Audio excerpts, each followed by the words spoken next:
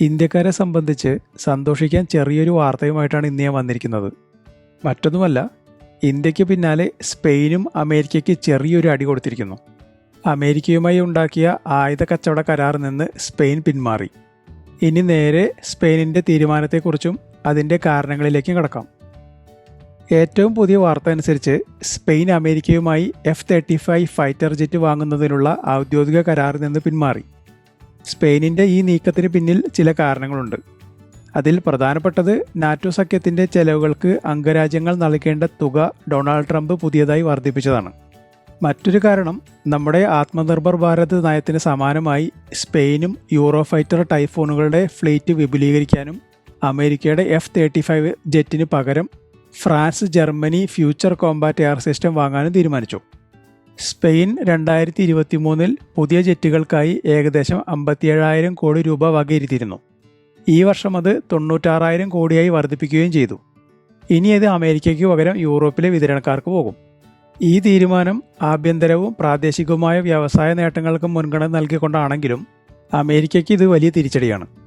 നേരത്തെ ഇന്ത്യയും അമേരിക്കയുടെ F-35 ജെറ്റിൻ്റെ ഓഫർ നിരസിച്ചിരുന്നു. ട്രംപിൻ്റെ 50% ഉയർത്തിയ പുതിയ താരിഫ് പ്രഖ്യാപനം വന്നതിന് ശേഷമാണ് ഇന്ത്യ പിന്മാറിയത്. പകരം റഷ്യയുടെ 5ാം തലമുറ ജെറ്റായ സുഖോയ് Su-57 പരിഗണിക്കുന്നുവെന്ന് റിപ്പോർട്ടുകൾ വരുന്നുണ്ട്. നേരത്തെ ട്രംപ് ഒരു പ്രസംഗത്തിനിടെ നാറ്റോ അംഗങ്ങൾക്ക് 2035 പ്രതിരോധ ചെലവ് GDPയുടെ 2% നിന്ന് 5% ഉയർത്തി നൽകണമെന്ന് ആവശ്യപ്പെട്ടിരുന്നു. അതായത് നിലവിലുള്ള തുകയുടെ ഇരട്ടി. ഈ പ്രഖ്യാപനം വന്നപ്പോൾ തന്നെ ഇതിനെതിരെ സ്പെയിൻ പ്രധാനമന്ത്രി പെഡ്രോ സാഞ്ചസ് രംഗത്ത് വന്നിരുന്നു. ഇന്ത്യയെ സംബന്ധിച്ചിടത്തോളം ട്രംപിൻ്റെ താരിഫുകൾ നമ്മുടെ വ്യാപാരത്തെ ബാധിക്കും. അതിനാൽ F-35 പോലുള്ള ഡീലുകൾ റിസ്ക്കാണ്. നമ്മുടെ പ്രതിരോധം മേക്ക് ഇൻ ഇന്ത്യയിലൂടെ ശക്തിപ്പെടുത്തുന്നതാണ് മികച്ച തീരുമാനം. ഇതിനായി റഷ്യയുടെ സഹായം ലഭിക്കുകയും ചെയ്യും. ഇനി F-35 ജെറ്റിനെക്കുറിച്ച് പറയുകയാണെങ്കിൽ വിലക്കൂടുതലും വർദ്ധിച്ച മെയിൻ്റനൻസ് ചെലവും സോഫ്റ്റ്വെയർ താമസങ്ങൾ, മെക്കാനിക്കൽ പ്രശ്നങ്ങളെല്ലാം വരുന്നുണ്ട്. യഥാർത്ഥത്തിൽ F-35 ജെറ്റ് US ഉടമസ്ഥതയിലുള്ള ഒരു ഫ്ലൈയിങ് കമ്പ്യൂട്ടറാണ്.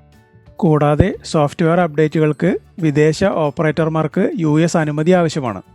ഇതിനെല്ലാം പുറമെയാണ് കഴിഞ്ഞ മാസം നമ്മുടെ തിരുവനന്തപുരത്ത് കേടായി കിടന്നതും അമേരിക്കയിലെ തന്നെ കാലിഫോർണിയയിൽ ക്രാഷ് ലാൻഡ് ചെയ്തതും.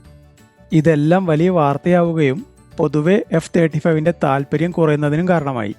ഇത് അമേരിക്കയ്ക്കും വിമാന കമ്പനിയായ ലോക്ഹീൽഡ് മാർട്ടിനും വലിയ നാണക്കേടാവുകയും ചെയ്തു. സ്പെയിനും ഇന്ത്യയും മാത്രമല്ല, പോർച്ചുഗൽ, സ്വിറ്റ്സർലാൻഡ്, കാനഡ എന്നിവരും F-35ൻ്റെ ഓർഡറുകൾ പുനഃപരിശോധിക്കുകയാണ്. കാനഡ 16 F-35 ജെറ്റുകൾ നിലവിൽ വാങ്ങിയിട്ടുണ്ടെങ്കിലും ബാക്കി വേണ്ടെന്ന് വയ്ക്കും.